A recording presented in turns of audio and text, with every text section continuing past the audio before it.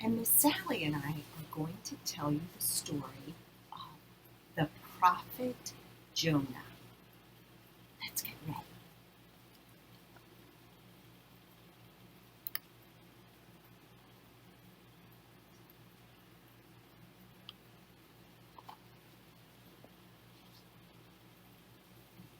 This is the story about the prophets.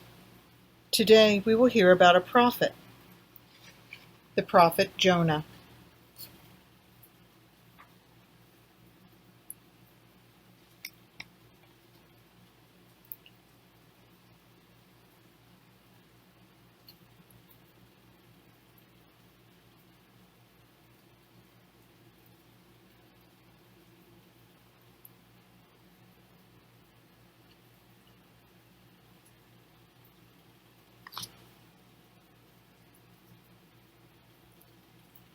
Now the word of the Lord came to Jonah.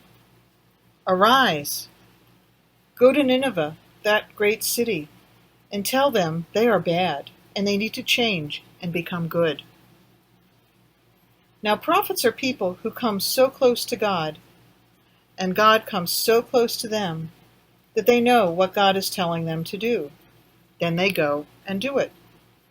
Jonah turned and went the other way. He found a ship going to Tarshish in Spain. It was as far from Nineveh as you could go.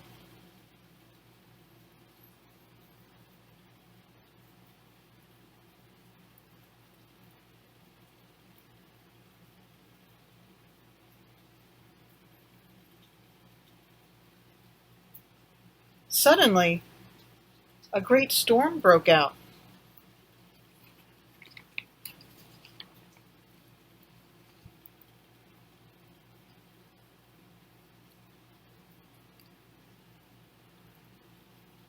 The sailors were afraid, so each one prayed to his own God. They threw everything they were carrying into the ocean to make the ship light so it could float. Now a prophet is someone who helps people know what to do. They went to look for Jonah. Do you know where he was? He was asleep in the bottom of the boat. The captain found him and commanded him to call on his God to save them. All Jonah did was climb up onto the deck of the boat. The storm got worse, and the people were more afraid. They decided to cast lots to see who had made God angry. They wanted to throw that person overboard to get rid of him. Now a prophet is someone who speaks for the one true God, but Jonah still did not speak. The sailors asked him who he was. He told them he worshipped God, the one who made the sea and the dry land. Then the sailors were afraid. They knew that he was trying to flee from God. The sea grew even more troubled, and finally Jonah said, "Throw me in, and the storm will stop."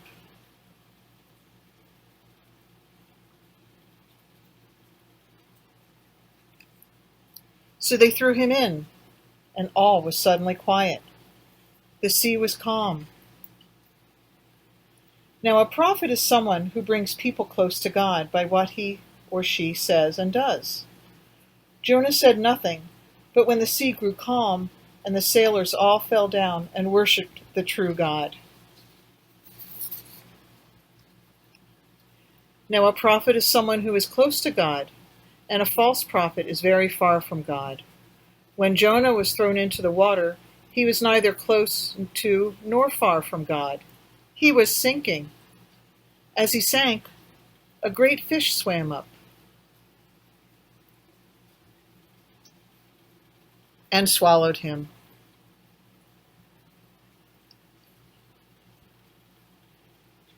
Jonah was in the belly of the big fish for 3 days and 3 nights.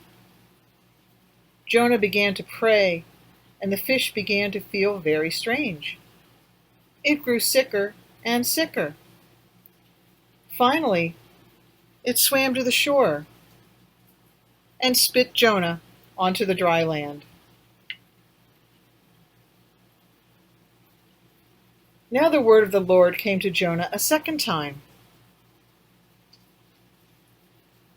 Arise, go to Nineveh, that great city, and tell the people there that they are bad and they need to change and become good. This time Jonah went to Nineveh. He cried out to the people of Nineveh that they were bad and that God commanded them to be good.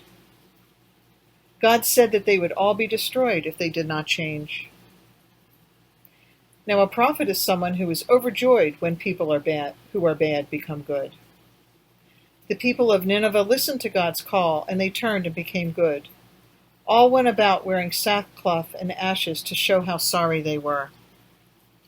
Even the king and queen were sorry and became good. The creatures in the fields were sorry too, and they became good. God did not destroy that great city. This made Jonah angry. He wanted God to destroy the city. These people were not even the people of God. He went outside the city and sat on a hill and sulked. Jonah wanted to get his way. God said, "Why are you angry?" God caused a plant to grow and give Jonah shade as he sat on the hill in the sun. Then one night, God sent a worm to attack the plant. It withered away and died. When the sun rose, a sultry east wind came, and the sun beat down on the head of Jonah so that he was faint. He grew angry about the death of the plant. "Why are you angry about the plant?" God asked.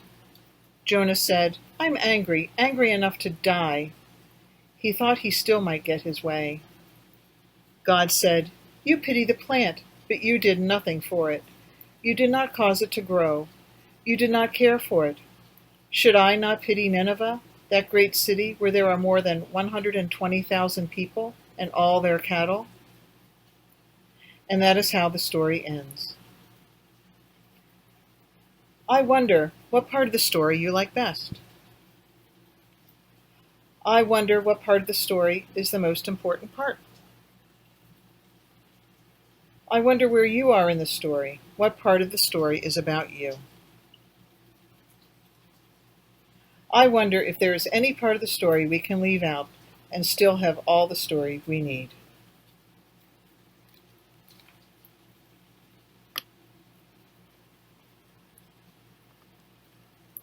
Now it is time for you to get out some paper and some crayons or markers and create something about the story of Jonah the prophet.